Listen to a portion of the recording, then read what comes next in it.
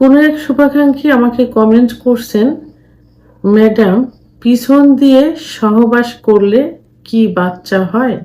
বলুন প্লিজ। দেশের এবং প্রবাসের ভাই বোনদের প্রতি সালাম। আসসালামু আলাইকুম। আমি প্রভাষক ডাক্তার রিক্তা পারভিন, হোমিওপ্যাথি এবং আয়ুর্বেদিক চিকিৎসক।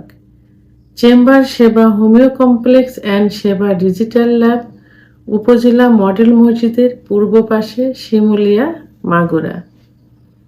আজকে খুব গুরুত্বপূর্ণ একটা বিষয় নিয়ে আলোচনা করব। বিষয়টি কেউ খারাপভাবে নেবেন না, কারণ এটা মেডিকেল টার্ম অনুযায়ী প্রশ্নটা করা এবং অ্যান্সারটাও সেইভাবে দেওয়া। অনেকের ভুল ধারণা থাকে, সেই ভুল ধারণাটা শুধরানোর জন্যই ভিডিওটি আজকে আমার অ্যান্সার করা। শুভাকাঙ্ক্ষী পিছন বলতে কোনটা বুঝিয়েছেন আমি আসলে সেভাবে বুঝতে পারিনি, কারণ পিছন দিয়ে অ্যানাল সেক্স করে, যেটা মলদ্বার দিয়ে, আবার পিছন দিয়ে যোনিপথ দিয়েও কিন্তু সহবাস করে। তা আমি প্রথমেই বলবো, অ্যানাল সেক্স কিন্তু ইসলামের দৃষ্টিতে সম্পূর্ণ নিষিদ্ধ এবং কবিরা গুনাহ। সেহেতু অ্যানাল সেক্স কখনোই করা যাবে না। আল্লাহ তাআলা সেক্স করার জন্য নির্দিষ্ট একটা জায়গা দিয়েছেন, সেটা পুরুষাঙ্গ, মহিলাদের যোনিপথ।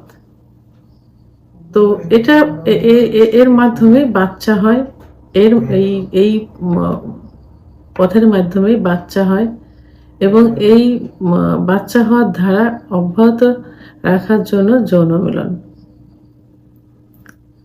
তো আমি প্রথমেই বলবো যে যদি কেউ অ্যানাল সেক্স করে, অর্থাৎ মলদ্বার দিয়ে সহবাস করে, তাহলে বাচ্চা হবে না। আর পিছন দিয়ে যদি যোনিপথ দিয়ে সহবাস করে, তাহলে বাচ্চা হবে।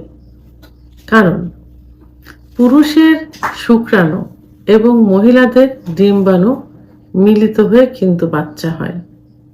এখন মহিলাদের ডিম্বাণু কোথা থেকে আসে? ডিম্ব নালী থেকে। আর এই ডিম্ব নালী অর্থাৎ ওভারির অবস্থান কোথায়? এটা তলপেটে, লয়ার অ্যাবডোমেন বা তলপেটে জরায়ু থাকে। জরায়ুর দুই পাশে দুইটা ডিম্ব নালী থাকে। এই ডিম্ব নালী থেকে নির্দিষ্ট একটা সময়ে ডিম্ব বের হয় এবং পুরুষ তখন মিলন করলে পুরুষের শুক্রাণু আর মহিলাদের ডিম্বাণু মিলিত হয়ে বাচ্চা হয়। তাহলে সেটা যোনিপথ দিয়ে কিন্তু সহবাস করলে বাচ্চা হবে। সেটা পিছন দিয়ে করলে হবে, যে ওয়েতেই হোক, যোনিতে ডিম্বাণু শুক্রাণু মিলনের ফলে বাচ্চা হবে। কিন্তু রেকটাম দিয়ে অর্থাৎ মলদ্বার দিয়ে সহবাস করলে বাচ্চা হবে না, কারণ মলদ্বারে ওভারি নেই, জরায়ু নেই। ওখানে শুধু পেটের মলমূত্র, মল বাইরে বের হয়ে আসে। ওটা শুধু মল ত্যাগের একটা রাস্তা বা ওয়ে। তা সেহেতু এখানে সহবাস করলে বাচ্চা হবে না। কিন্তু আপনার কেউ কখনো মলদ্বার দিয়ে সহবাস করার চেষ্টা করবে না। এটা খুবই জঘন্য একটা বাজে একটা কাজ, কারণ একদম নোংরা একটা কাজ। তো এই পথ দিয়ে সহবাস করলে জেনে শুনে কোনো ভালো মেয়ে কোনো কিন্তু স্বামীর স্পর্শে আসবে না, যারা এই মলদ্বার দিয়ে সহবাস করাকে মানে ঘৃণার চোখে দেখে। ভালো যে মহিলাগুলো, সাধারণত নোংরা প্রকৃতির কিছু মেয়ে আছে যারা এটা করে থাকে।